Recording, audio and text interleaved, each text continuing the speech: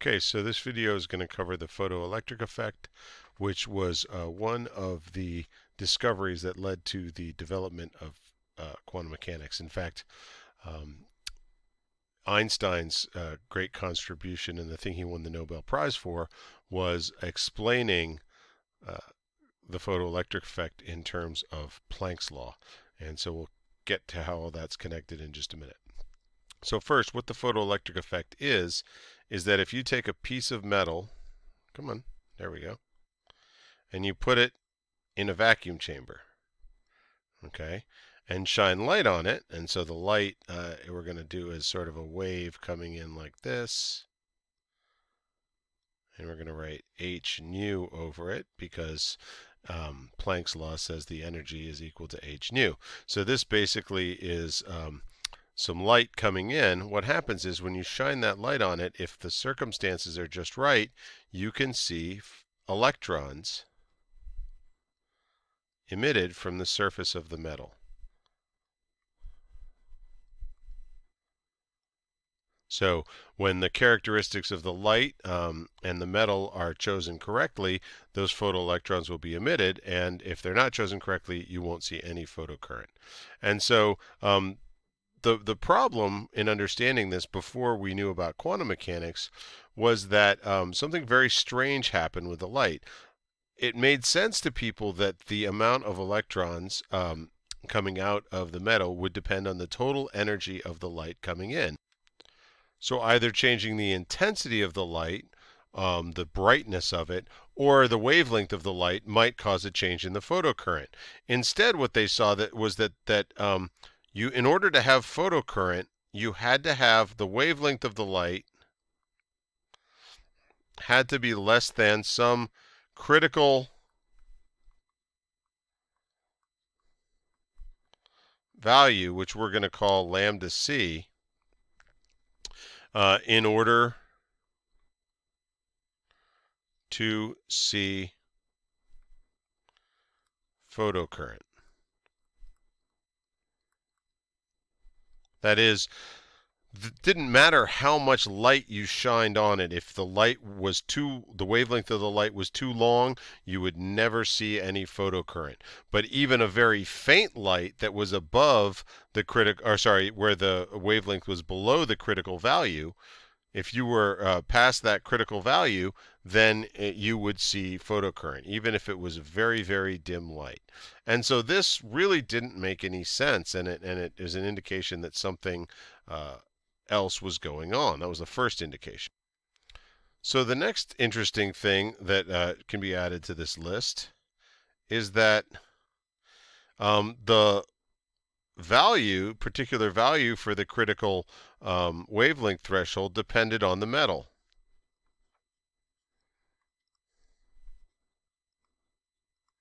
So a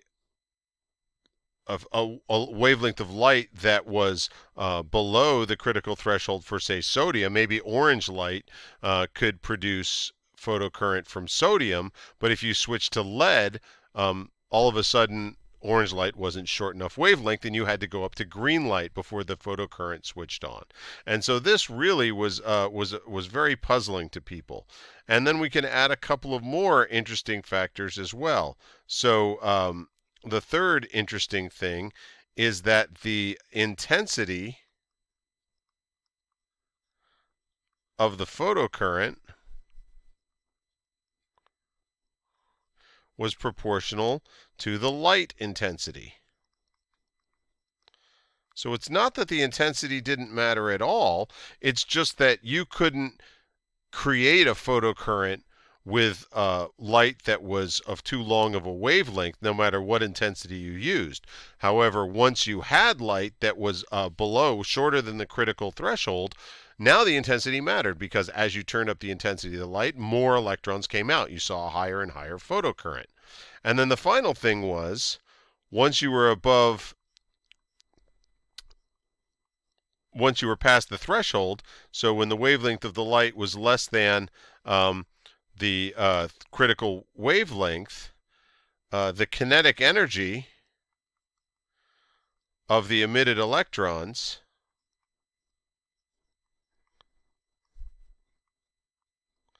So the kinetic energy of the emitted electrons was proportional, or let's just say it was depended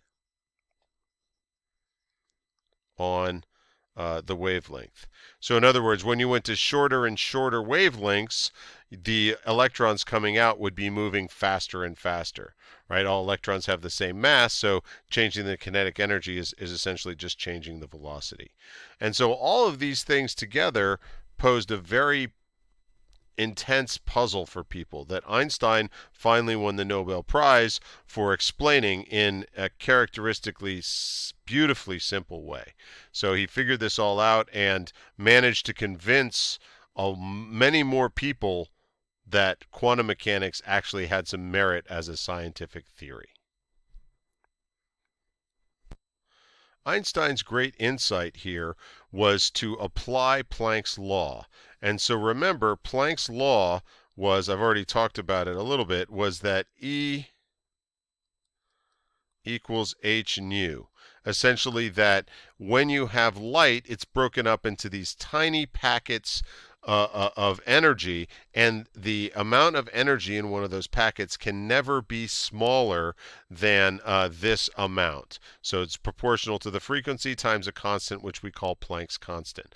And so you can have one photon of this energy, but you can't have half a photon or anything smaller than that. So you can have 1, 2, 3. There will always be an integer number of these quanta of energy. And so Einstein took that idea and he said, all right, so if we then further assume that in order to release an electron from inside a metal, you can have sort of one event. Essentially, you can have one quantum of energy coming in and knocking it out, and it's not going to wait around for a second one. So if that quantum doesn't contain enough energy to release the electron all by itself, the electron's never going to come out and you're never going to see any photocurrent.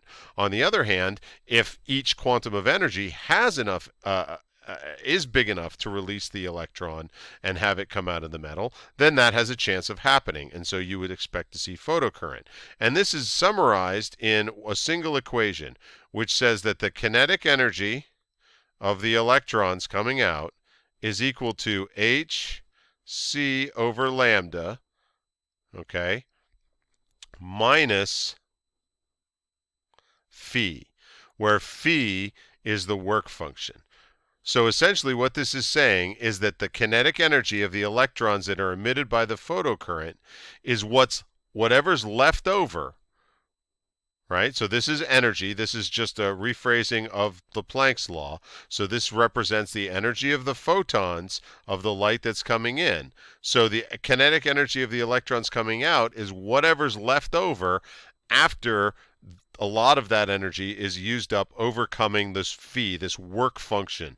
And the work function is essentially just how much energy the electrons are bound to the metal by. So you have to overcome that in order for the electrons to come out. And so since kinetic energy can never be negative, if the energy of the quantum isn't enough to make this a positive number, you just never see a photocurrent. And so this single equation was worthy of the Nobel Prize right here. And I'm going to show you how to use this for calculations on the next slide. So we're going to work a simple example here. Basically, we're going to say that cesium metal has a work function equal to 3.42 times 10 to the negative 19th joules. Okay, so the first thing we're going to ask is, what is lambda c? What's the critical wavelength for cesium? And then the second thing we're going to ask is, what is kinetic energy for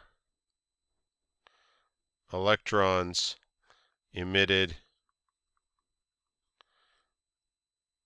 by 300 nanometer light. All right, so we're going to use that equation from the previous slide, which I'll write up here for reference. This is definitely one that you're going to get. Kinetic energy of the electron equals hc over lambda minus phi. Okay? And so the first part of this is going to be to figure out the critical wavelength. So my recommendation here is that you try to solve this yourself. I'm just going to go ahead and do it for you real quickly. So the idea here, the key point to understand is that exactly at the critical wavelength, the kinetic energy of the electrons is going to be zero because there's no extra energy left over to go into the electrons moving away. So the energy of the photon will exactly match the work function of the metal. And so what we can do is we can basically write hc over lambda minus phi equals 0. And rearranging that, what you'll see is that you get, and of course this is the critical wavelength here, is that you get the critical wavelength equals hc over phi. And so that's pretty simple to plug in. These values for the constants, of course, will be given to you. 6.626 times 10 to the minus 34 joules times seconds.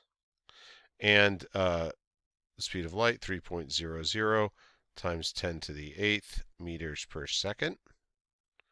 Okay, and then all of that is going to be over the work function we were given, 3.42 times 10 to the minus 19th joules. Okay, and we do a quick sanity check for the units. We should be getting our answer in units of length because it's a wavelength. And so we've got joules are canceling, seconds are canceling, and so yes, we're just left over with meters. And so plugging in, this is going to equal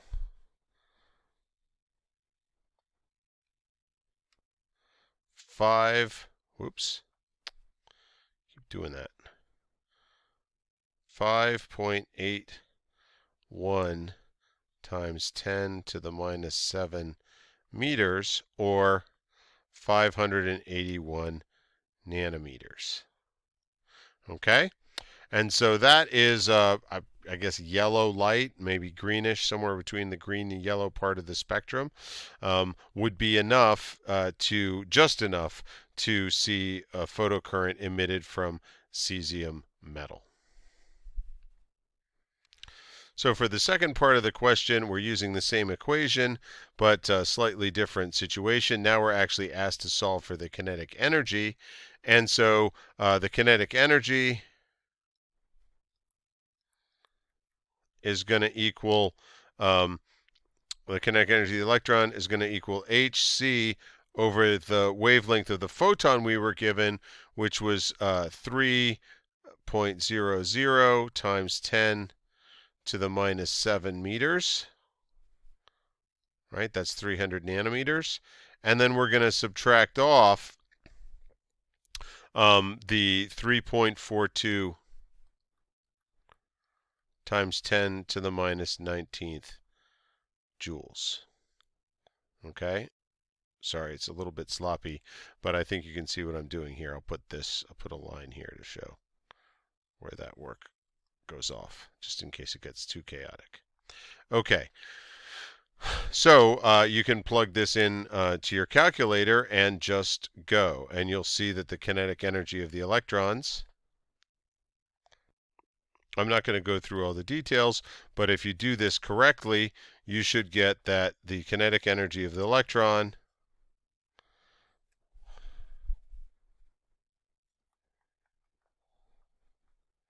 equals 3.21 times 10 to the negative 19th joules.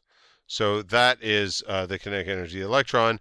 A good exercise to do would be to convert that into the velocity of the electron.